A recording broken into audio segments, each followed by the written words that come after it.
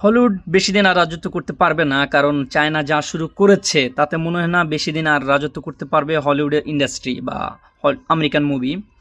যেখানে American movie 400 million 500 million dollar US dollar কামাইতে হিমশিম খাইতেছে Marvel industry, DC industry, Universal Pictures, Paramount, Sony, Disney, Fox, যারা 200, 250, 300, 400 million বাজেটের মুভি বানিয়েও 500 মিলিয়ন 600 মিলিয়ন কি 1 বিলিয়ন কামানো খুবই টাফ।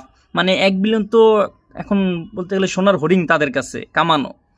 সেখানে চায়নায় একটা ছবি শুধু চাইনিজ ভাষায় রিলিজ দিয়ে, শুধু চায়নাতে রিলিজ দিয়েই মাত্র 11 দিনে 1 বিলিয়ন ইউএস ডলার কামিয়েছে। এটা চিন্তা করা যায়? হ্যাঁ, 11 দিনে 995 মিলিয়ন ইউএস ডলার কামিয়েছে। মানে তার 12তম দিনে হচ্ছে ইনকাম ছিল 104 মিলিয়ন ইউএস ডলার। টোটাল হচ্ছে 12 দিনে 1.1 মিলিয়ন ইউএস ডলার। আর গতকাল কামিয়েছে প্রায় 66 million US dollar.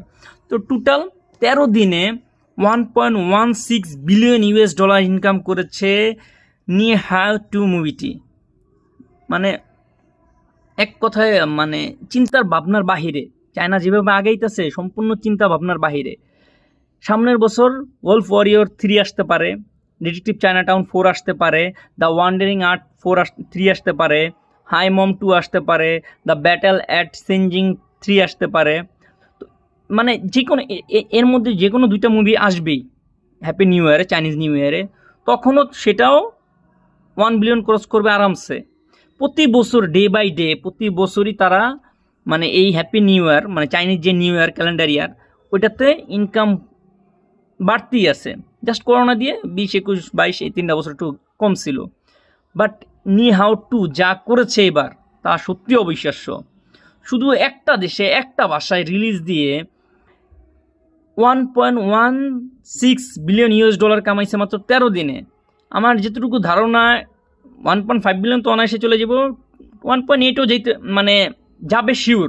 But 1-2 billion যাবে কিনা এটা নট শিওর, বাট যেতে পারে। যেভাবে যাইতেছে হয়তো ওয়ার্ল্ড রেকর্ড না পুরো বিশ্বে একটা রেকর্ড করবে যে শুধু একটা দেশ থেকে 2 বিলিয়ন ইনকাম করা একটা মুভি নি হাও টু। যাই হোক, আমেরিকারা মানে হিন্দি, তামিল, তেলুগু, মালায়ালম, বাংলা, ইংলিশ হইতে শুরু কইরা পৃথিবীর না হইলেও প্রায় 20-25টা ভাষায় রিলিজ দিয়ে পুরা পৃথিবীতে প্রায় 150 হলে 150টা দেশে রিলিজ দিয়ে যেখানে 300 মিলিয়ন কামাইতে পারতেছে না, সেখানে চায়না একটা মুভি মাত্র 80 মিলিয়ন ইউএস ডলারে দিয়ে বাজেটের মুভি 1.16 বিলিয়ন ইউএস ডলার কামিয়েছে মাত্র 13 দিনে।